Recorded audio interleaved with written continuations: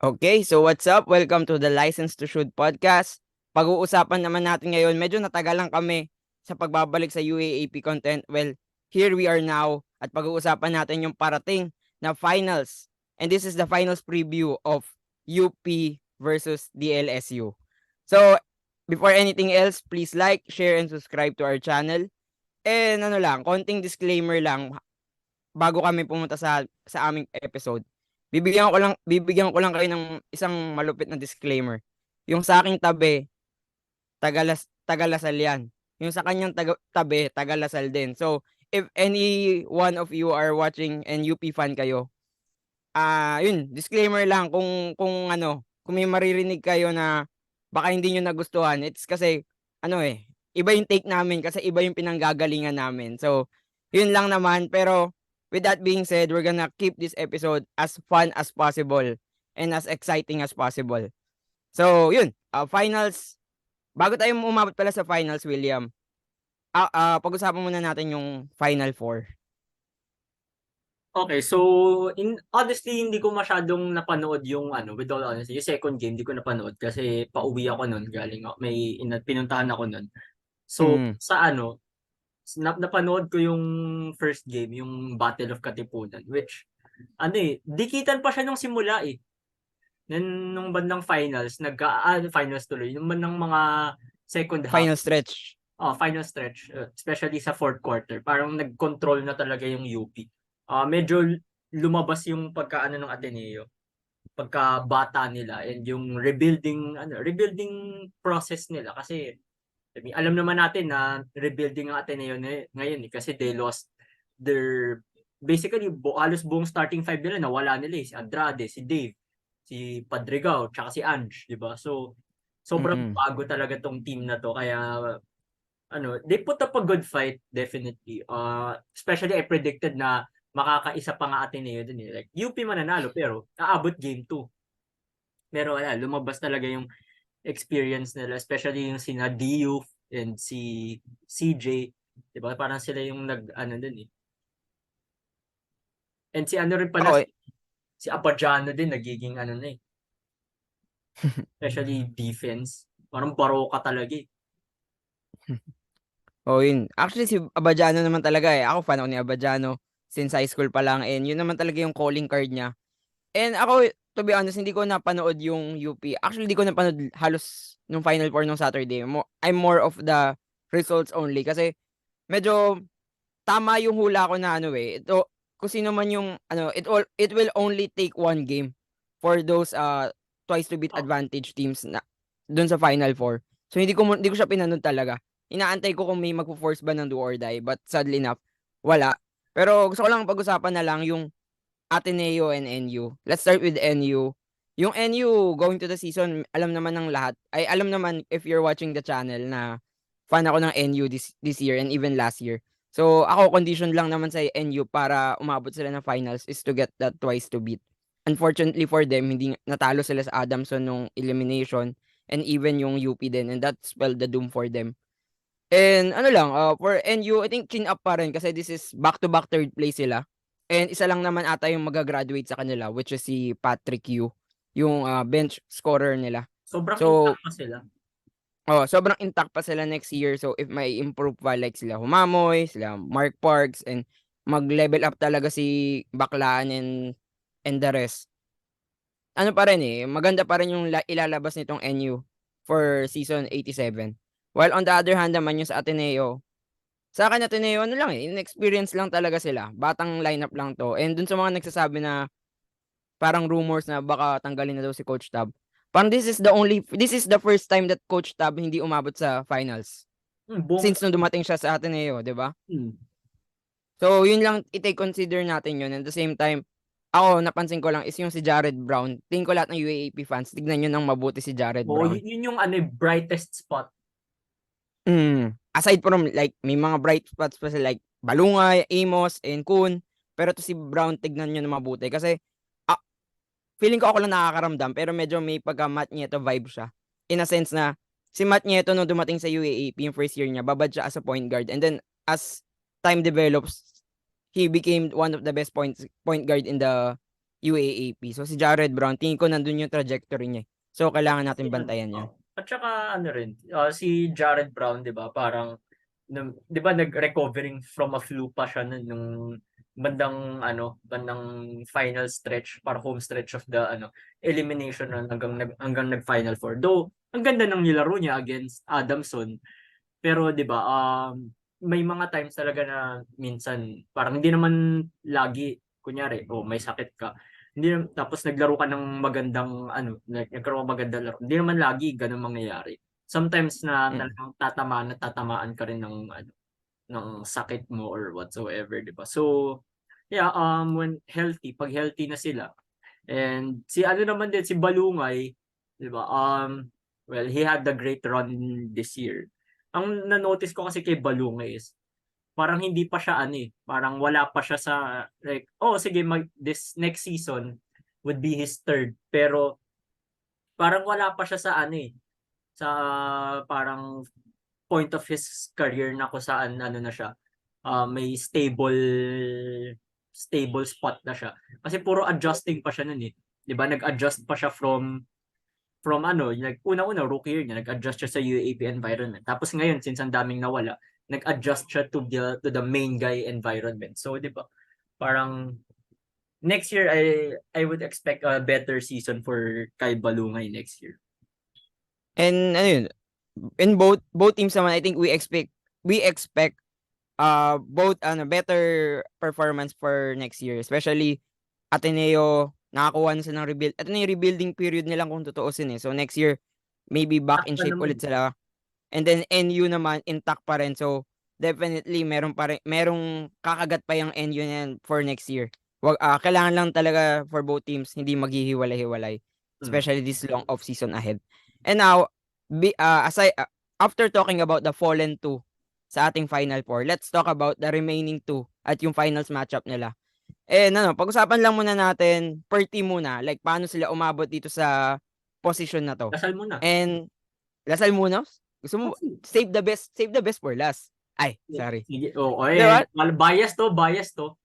Uy, di ako ba? Sinabi ko sa inyo, NU ako this season. So, sino bang naka-t-shirt ng Lasal ngayon? So, yun lang Pero naman. support lang, pero hindi ako magsasabi ng save the best for last. Save the best for last na pag-usapan. Yun lang naman Sige. sinasabi ko. Kasi, syempre, Lasal ka, Lasal ako. So, yung info natin about sa Lasal, yung paghuhugutan natin mga Yun yung conversation, mas pinakamadami. maganda. Mm. Oo, 'di ba? So, hindi ko Sige. sinasabing best team after 3 games or 2 games natin malalaman kung sino yung best team. Pero anyway, let's talk about UP muna. Okay, si UP. So, I mean, expected naman na magpa-final sila knowing yung off-season shopping nila. Dami nilang ni-recruit eh. Tapos bumalik pa si CJ, nag-jump si Harold, 'di ba? Tapos nag-emerge na si Torres and si Felicilda, yung NU boys na ni-recruit nila from NU, 'di ba? So parang siya. So nakita na all year long na-establish nila yung dominance nila, though 'di ba uh, they lost once they lost twice sa sa second round, one against Lasal, tapos against kanino isa? Wait, wait lang. First Check round ko na yata lang ulit. First round Ateneo, second round Lasal, and check ko na lang ulit. Wait basta lang. may isa pa sila. Sige, habang chine-check niya. So nakita naman natin na medyo nung second round, 'di ba? Doon medyo nagkaroon ng konting roadblocks na hindi naman malaki, hindi naman ma-affected yung run nila kasi nakita naman natin Tag-isa lang. ngayon. Tag-isa lang. 2 losses lang sila. Oo, 2 losses, 12-2, tapos 11-3 Lasal. Pero Okay. going back to your point. Akala ko 11-3 din sila eh. So, ayun na, 'di ba? So, medyo yung season nila ngayon na nalik yung round 2 nila. So, isang talo lang pala, akala ko dalawa eh. So, hindi pala ganun ka roadblock yung loss nila against Lasal, who's actually peaking at the right time. Pag-uusapan natin mamaya. And then yung yung chances din nila apart from UP na is yung biggest biggest arch nemesis nila, 'di ba, is Ateneo. So parang It gave me a bit of a vibe ng Meralco nung All Filipino Cup nung nalaglag nila yung Hinebra, 'di ba? Yung Mm. na offensive foul si Scotty. So parang dito medyo nakakahinga na sila ulit kasi although I mean Lasal is a different challenge pero 'di ba first time lang parang first time if not first time in a long time like first time talaga nila na makakalaban yung Lasal at a big stage. So ibang usapan to for UP pero ang ano is yung edge what gives UP an edge to me is mas may championship experience sila sa ano sa compared sa Lasal. 'Di ba? Syempre kaka-champion lang nila last year, 2 seasons ago pero last year lang din yun, 2022. 'Di ba? Andiyan pa yung nag-game winner sa kanila. Si yung nagpa-champion sa kanila with a game winner tapos CJ Cancino obviously veteran tapos yung reigning MVP, well, alam kong si Kate yun na magiging MVP niya, pero ang last year's MVP, si Malik, so andyan pa. So sila yung pagdating sa gantong stage, sila yung for me would have to play the biggest role. Yun, ako naman sa UP, coming into the season na lang. Coming into the season, wala pang first game pa lang, takot na ako sa UP kasi alam ko kung gaano sila kalakas.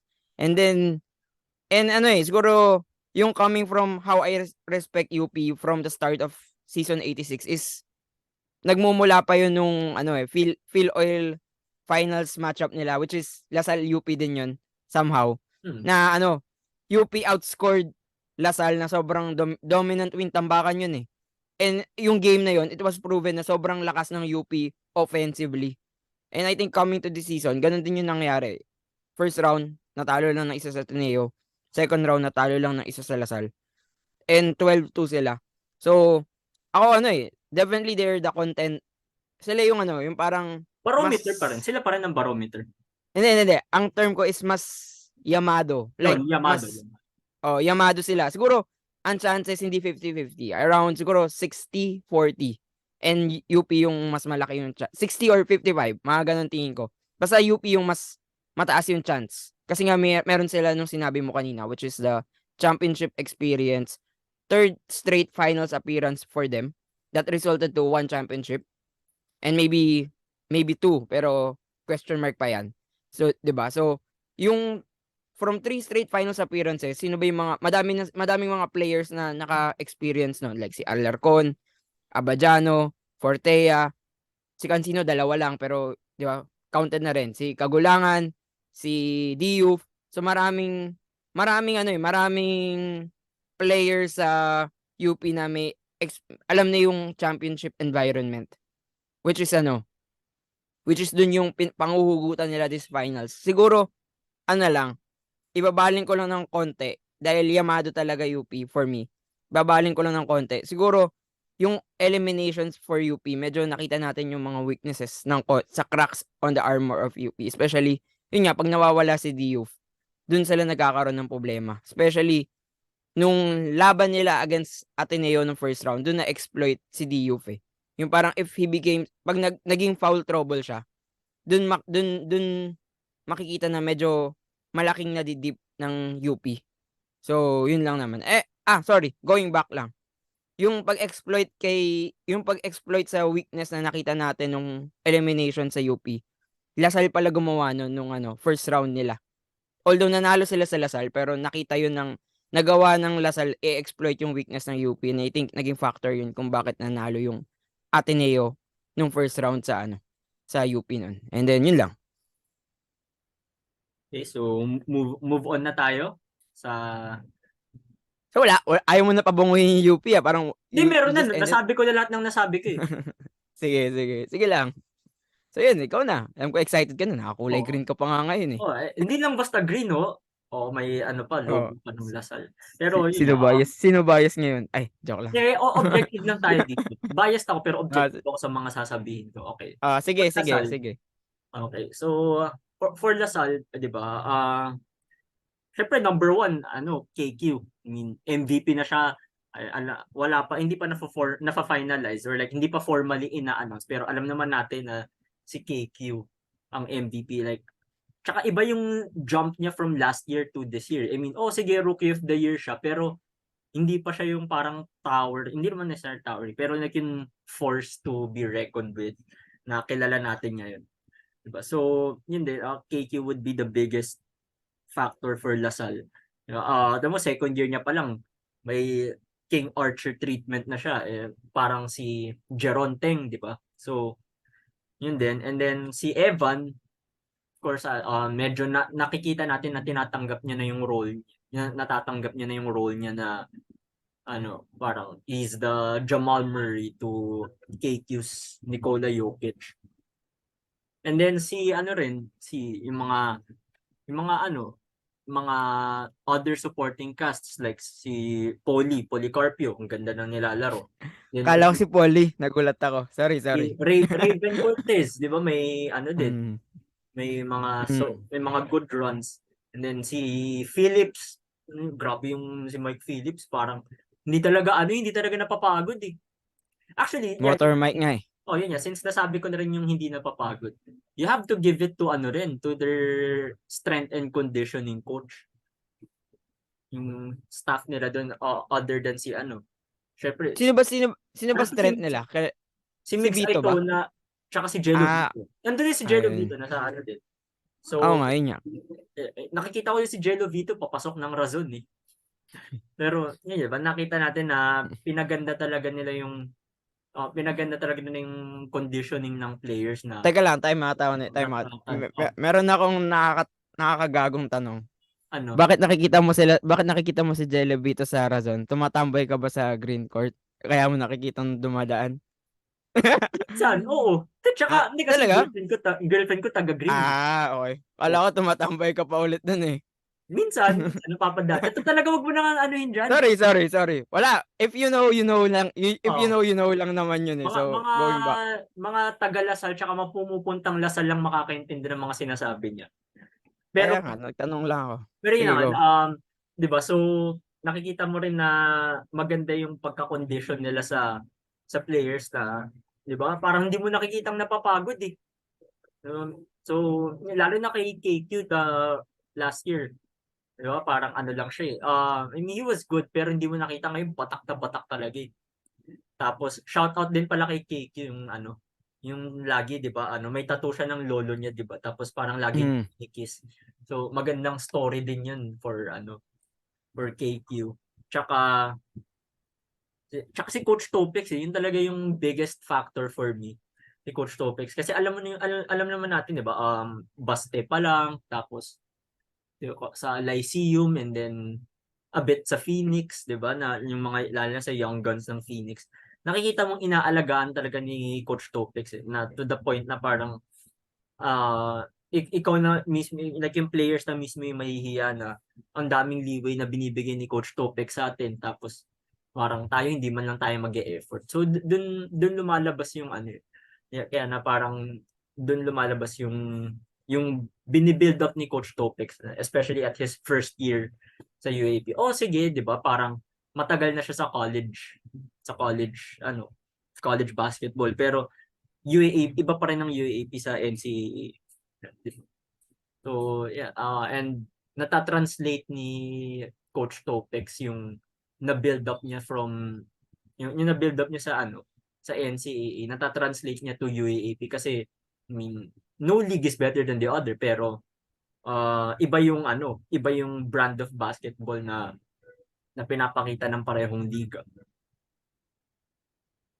Sa akin, lang, dami mo nang nasabi about the players, the coaches, pero ako, isa lang ipa-props ko. Hindi man isa lang, pero yung biggest props ko kung ano man yung na-achieve ng Lasal this season, which is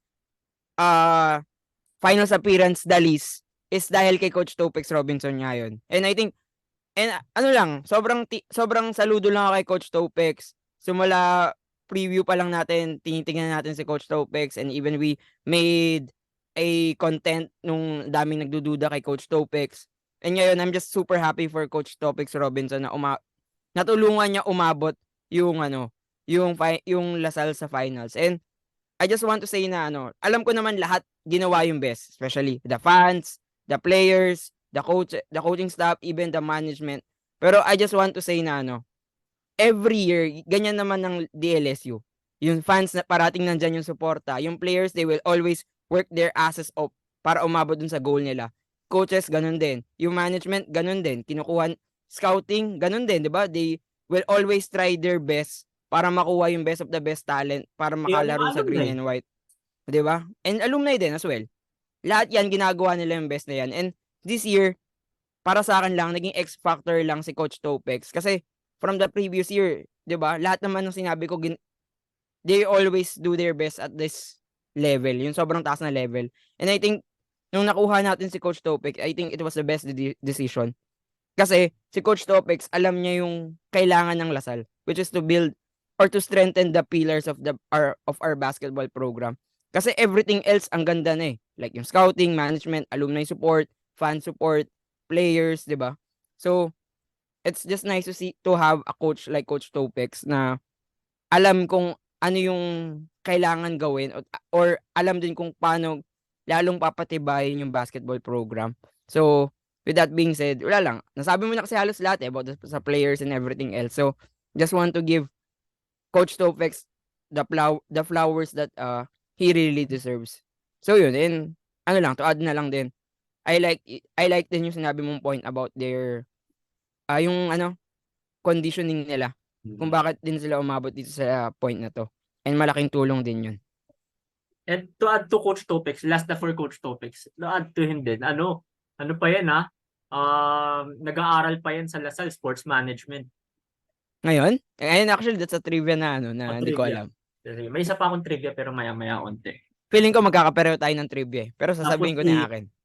Sige, wait last yun kay Coach Topex. Sige lang. Ano rin eh, yun nga, di ba, nag-aaral pa siya, sports management. And then, may ano pa siya, so isipin mo, nag-aaral na siya, tapos, di ba, nag-aaral siya, and then, syempre, hindi, yung coach, buhay coach pa lang. Ano na eh, alam mong no joke na eh. So, makikita mo yung effort na makikita mo yung effort na pinapakita ni Coach Topex. Like the dedication he has. Not just for coaching the Green Archers, but syempre para sa buong Lasal community. Yun yung kaya sobrang kay Coach Topex. Na para sinabi ko nga nun, win or lose. Well, syempre go for the win tayong mga taga Lasal. Pero no matter what happens, keep Coach Topex at all costs. Pero sige, ikaw, trivia ka na. Actually, before the trivia, I just want to go lang dun sa sinabi mo kanina na si KQ, siya yung yung Jokic, tapos si Evanelli yung Murray. Basically, yung Lasal, nakikita ko na this year, yung team natin this year, it's para siyang Denver Nuggets totally. It's a two-star team, pero at the same time, you have a lot of role players who who is elite on their roles. 'Di ba? Like si Motor Mike. Sabihin natin, medyo parang Aaron Gordon, 'di ba? Hindi na uubusan ng energy, 'di ba? Then we have those two. Oh, athletic, mataas tumalon. Then meron tayong mga two-way guards na sobrang versatile na yun yung kinakailangan sa mga championship teams, 'di ba? Two-way guards like Austria. Si Abadam, si Makalalag, 'di ba? So, medyo add ko lang din si Joshua David, yung favorite ko this year. Yun din pala yung nakalimutan ko nagjo-jump din si Joshua David. 'Di ba? So, yun lang naman, parang yung Lasal this year talaga para din siyang Denver and yung Denver Nuggets were NBA champions this year, 'di ba? So, we don't know what will happen sa Lasal pero 'di ba? I'm just gonna put it that way na nakikita ko yung DLSU parang Denver Nuggets siya in terms of their lineup and dynamics. So, going to the trivia ko. Una, Coach Topex, first year niya as coach, 'di ba? So, gusto ko lang sabihin na natutuwa ako dahil magtutuloy-tuloy pa yung coaching career niya sa DLSU kasi di ba meron tayong pinaniniwalaan na pag hindi umaabot yung coach sa Final Four, natatanggal. So this year, nakaabot siya. So ibig sabihin, hindi siya matatanggal and mako-continue pa niya yung vision niya for the Lasallian program. So my trivia is, since si Coach Topex yung first rookie coach niya this year, Coach Juno, rookie coach, nag-champion. Yan yung mismo yung Hindi. Yun ba? Sabi ko sa'yo magko-conflict yung trivia natin. Pero eto pa, may isa pang add. Coach Juno Sauler, on his first year as a head coach sa DLSU noong 2013. Nung second round, nag-elimination sweep din sila. Oh, Just like Coach yan, yan, Topex yan, this yan year. din yun eh. Yan din. Pero sige, So, ayun magdadagdag nga. ako kung may ma-miss out ka. Marami akong ano dyan eh, yung identical ng 2013 tsaka 2023 lineup. Ayun. Or like, Actually, yun nga kasi, run nila. Sige, go lang. Marami na. Yan yung trivia ko rin eh. Marami akong may trivia. marami ako na Sabi ko, input dyan eh. medyo nakaramdam din ako magka-clash yung trivia natin. Pero anyway, kasi sinabi mo na rin kanina yung si Jeron Teng, 'di ba? And actually coming to this content din natin, nakikita ko din yung resemblance kahit papano with the 2013 and this year's team. So, hindi ko na papatagalin. Ikaw, ano ba yung gusto mong sabihin na nakikita mong resemblance? Ayun no, Jeron Teng, Kevin Kiambao, parehas na ano, na nagkaroon ng big jump. Nabuhayan ka. Kaya nga, second year nila parehas. Tapos rated na yung nag-rookie of the year the previous year. After nun, na parang ano pa, kakatapos lang from an Ateneo dynasty. 'Di ba? Yun pa yung run nila eh. Kasi 'di ba, 5 peat yung ano kay Coach Norman, tapos ito Coach Tab. And then yung Ateneo, medyo shaky yung season nila kasi rebuilding season nila nung time na nagra-run yung Lasal. Tapos yung top point guard nila, graduating senior. Okay. LA Pero wait lang. Revilla yun eh. LA Revilla. Okay. Sorry. Torres niisip ko eh. Sorry. Ano pa, di pa masyadong mahaba playing time ni Thomas Torres nun. Pero top point guard naman was LA Revilla na galing San Beda. San Beda High School. Evanelli, San Beda High School, graduating senior ngayon. So makikita mo sobrang, wait lang, ang dami pa ako naisip eh na resemblance nila. 'Di ba? Si ano din. 'Di ba? Wala naman silang stretch big ngayon na maano mo kay Perkins. Madami. Si Policarpio, si Ben Phillips, Hindi naman big si si ano eh. KQ. Hindi naman big si KQ. Hindi, 4 si KQ eh. Na nagwi-wing eh. So yun na nga, parang sobrang identical to sa ano. Sobrang identical to sa 2013 team. Pero ang ano lang, ang difference na nakikita ko is yung kalaban nila sa finals. Kasi number 4 yung UST nun eh. Yung Teng versus Teng. Tapos si ano din, ito ngayon number 1 seed ang Lasal. Number 1 seed ang UP. Pero ito ang matitrivia ko. Si Kevin Kiambao, bagong trivia to Si Kevin Kiambao. Sipin mo, yung Final 4 run niya, nung Final 4 mismo, semis, nakalaban niya, old school niya. Well, hindi siya nag-college sa NU, pero high school niya NU. Tapos ngayong finals, kalaban niya, yung basically halos mga kakampi niya nung high school, tsaka yung coach niya nung high school. Diba? Si Alarcon, Felicilda, Torres, yun pa pala. Jano, wala lang si Carl, pero sayang nga eh. Tapos, ang daming NU high school dun diba? Si Fortea, and so on, diba? So, maraming, yung mga trivias na nabigay namin, diba? Parang maraming kwento, yung na mabibuild throughout this finals matchup, or may it be on an individual standpoint or a team standpoint matchup wise, or like personal or kanya-kanyang storylines or agenda ng team. Isa pa pala, magre-reunite magkikita sa final si CJ Cancino and Mark Nonoy. Diba? So, so yun yung regardless of what happens, magiging blockbuster final series tong season 86 champion, or yung battle for the championship. Ano nga daw ngayon eh, 'di ba? Dati Battle of Katipunan, agawan sa UP Town Center. Ngayon Battle of Taft, agawan sa Robinsons Manila. Okay. Tama. Makes sense. UPM. Tama. Makes sense. So, ayun, regardless, magiging masaya tong final series. Excited nga ako eh. So yun, actually medyo dinaanan mo na yung storylines and matchup. So siguro other matchups that you're really looking forward for these finals. Evan and JD. Kasi 'di ba high school pa lang. ano sila, parang medyo ano sila eh. Siguro ano, Kiefer and Kevin Ferrer. Parang, sige, sige. Sige, explain mo. Parang medyo nalalayuan ako, pero sige, go, Hindi, explain. pero like high school ano, hindi man sila yung main star ng team nila, pero 'di ba, high school rivals to college rivals. Like yung ano nila nung high school, nadala nila sa ano, college.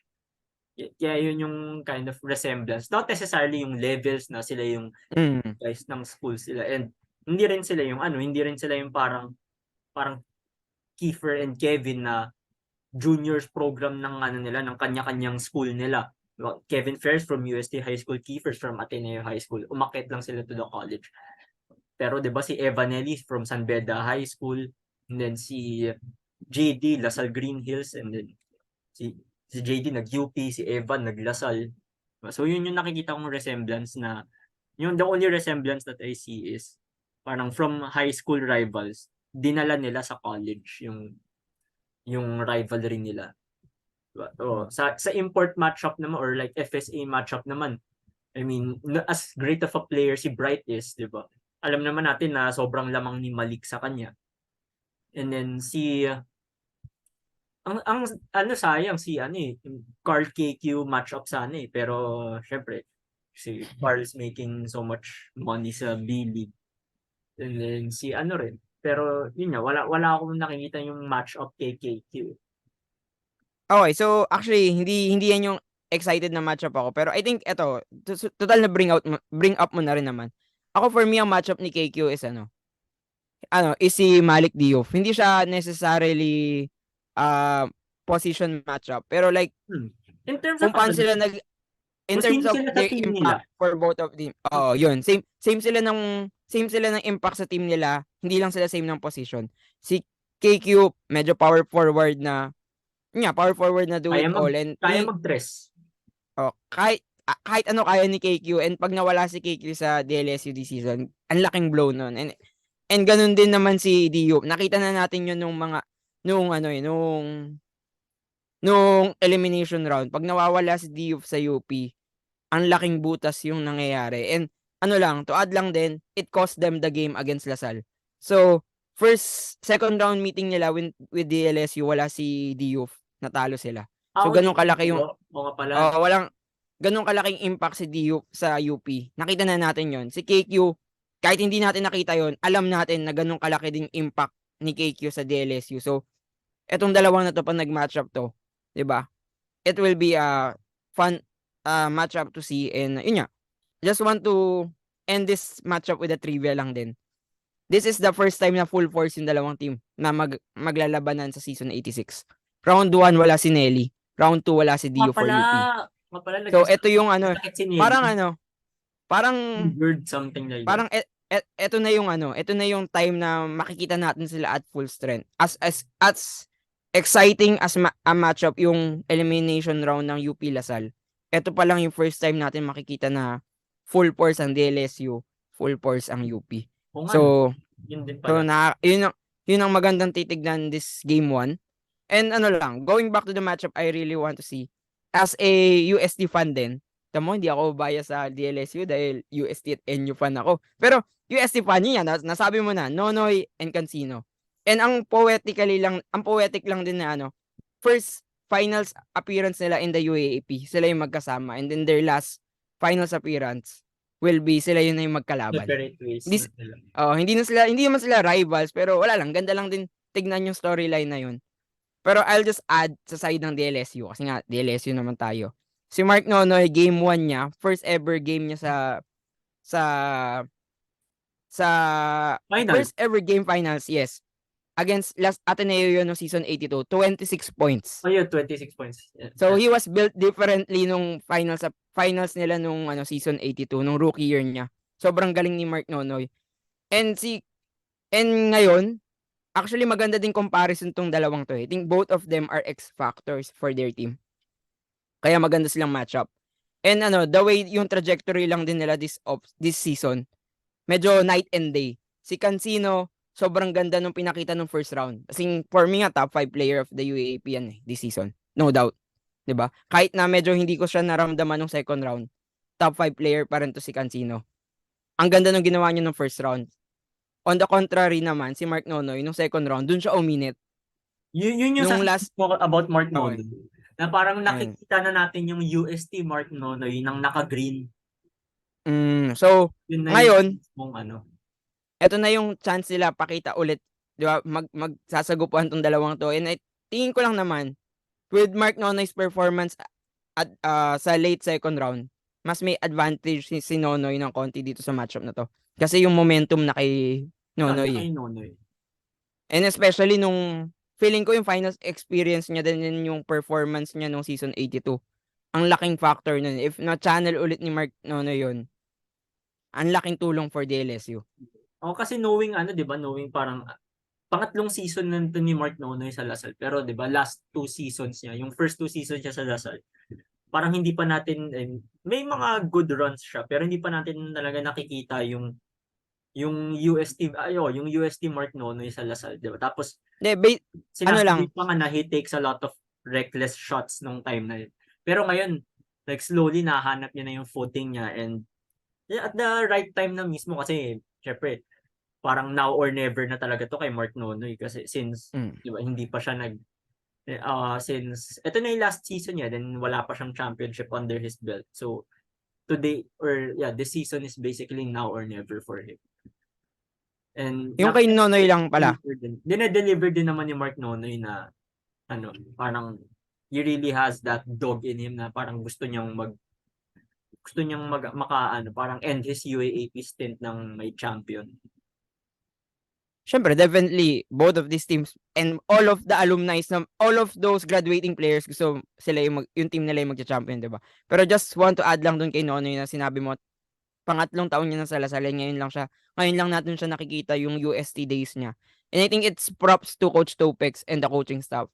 Alam nila kung paano paganahin si Nonoy. And even though na hindi na ito si Mark Nonoy na nakita natin from his rookie year, ang gusto ko lang is alam ni Coach Topex kung paano gamitin to si Nonoy, off the bench spark plug for DLSU. So, yun lang naman. And tingin ko in terms of X factor will be Nonoy for DLSU if magiging wild yung performance niya this finals. Medyo baka kailangan matakot ng UP. Pero yun nga, X factor. So, medyo question mark yan pag X factor yun naman. So, yun lang naman. Ikaw, alam ko nasabi mo na rin naman kanina, like yung si KQ, kakalabanin niya yung former coach niya. So, tingin mo ba, malaking storyline yan or at least a matchup to really watch for, o ikaw?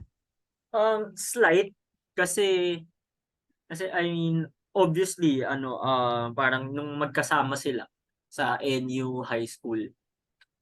Syempre that was years ago, ang daming nagbago sa kanila nung time na yun, 'di ba? Si KQ ang laki ng jump. Tapos si Coach Gold, tougher competition na ang nasa ano niya, ang parang nasa utak ni Coach Gold kasi I mean, no disrespect sa other 7 schools sa juniors na kinalaban nila, pero parang alam mo na heading to the season, alam mo naman na sila magcha-champion eh. So parang somehow walk in the park na for them. Kasi ganun lang talaga sila kalakas. Pero kaya hindi ko masyado nakikita yung familiarity hindi ko nakikita kung gaano kalaki yung factor, kung gaano kalaking factor yung familiarity when it comes to yung KQ with his former teammates, and yun din sila regarding KQ. Okay, so yun, with that being said, tingin ko yung mga matchup storylines na gusto natin nabanggit na naman natin. So tatanungin kita, walang halong bias, objectively speaking, like, ano yung nararamdaman mo this finals, like, sinong Yamado, sinong Dehado? Objectively, Objectively, Lasal talaga, objectively. na lamang? Hindi, Liamado UP, pero like somehow, someway, may makakaano yung Lasal. Like So, sila yung pinapredict kong objectively magka-champion. objectively speaking, tingin mo mas mananalo yung Lasal kahit di sila yung Oo, favorites. oo. Parang Why so? Why so? kasi For you lang. peaking at the right time, and then si KQ, mas ano na siya, parang iba yung jump niya, and nakikita mo every game paangat ng paangat yung laro eh. So hindi yun yung ano biggest factor for me, si KQ. Tapos si ano si si UP naman, kahit 'di ba yung apart sa mga binanggit ko, well, or Francis Lopez is still ano, parang rookie pa rin siya kahit anong sabihin natin. So hindi pa siya masyadong naka-experience maglaro under a crowd. Sure ako malaki yung crowd ngayon. Lalo na ano, syempre UP, alam naman natin UP, ngayong era ng UP, punuan lagi sila sa crowd. Tapos Lasal, syempre like huling tikim nila sa finals. First year pa tayo sa college noong 2017. 'Di ba? So, Tama, tama. Oo. yun yung ano so parang matagal nilang hinintay tong moment na to. 'Di ba? So, lahat yan mag-all out. Mag-all out lahat yan sa crowd. So, it can be a factor na baka mamaya ay hindi pa sila ganun kasanay sa ganyang kalaking crowd, yung atmosphere. Diba? So tapos si Evanelli, alam naman natin na peaking din, and ano parang yun yan, na-embrace niya na yung role niya, and napansin mo hindi na siya masyadong nagsasalita unlike last year, 'di ba? Naging meme kasi last year. Pero diba? Although I respected Evan for that, if you ask me. Um, so, yun din. And Coach Topex, alam naman natin kung anong ginagawa niya. And he's the perfect coach for that team. Yun na lang masasabi ko. Kaya, for me, yun yung magiging ano ng Lasal. So ako, ano lang, I'm not gonna put a prediction na lang. Huwag na tayo mag-prediction kasi feeling ko alam naman ng halos lahat kung sino gusto mong manalo. Hindi, Hindi, ano ko naman eh. sinasabi ko predictions lang, your own predictions. Obvious na naman yun eh kasi kitang-kita sa kitang-kita ngayon sa screen kung sino gusto mong manalo sa finals, 'di ba? And ako, di ko na rin naman sasabihin, pero NU UST gusto ko man, de, joke lang. Ano lang, I just want to say na eto sa finals, tingin ko it's a different ano lang, kakaibang finals na makikita natin sa UAAP this year kasi nga hindi na blue and maroon yung maglalaban. It's a different color naman, green versus maroon naman. And as a fan, tingin ko action packed to in terms of the talent, the skills, and even the coaches. So, talagang titignan kaabang-abang to. And ako, I just want to say na sa sana matuwa lang for both teams do their best and hoping for this series to be as action packed as I feel that it would be. And yun lang.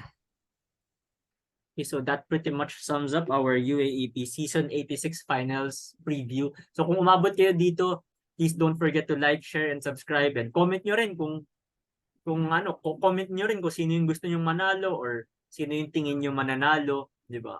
And magkwentuhan lang tayo sa comment section na kung sino yung May idadagdag lang ako, isa lang. go, go, go. So kung umabot kayo sa puntong to, tapos napansin nyo puro Lasal yung pinag-uusapan namin sa episode na to, wag na po kayong magtaka dahil taga Lasal yung kasama ko, tapos taga Lasal din naman yung kasama niya. So At yun lang kami, naman. yun nga, tsaka mas marami kaming input doon. May mga Oo. kilala kami sa Oo. So, mas Yun, nakakuha kami ng maraming input doon na nire-release namin dito. So, yeah, for my partner Wilmin, ako si William, and until then, take it easy, stay safe, have fun. Enjoy tayo sa finals, guys.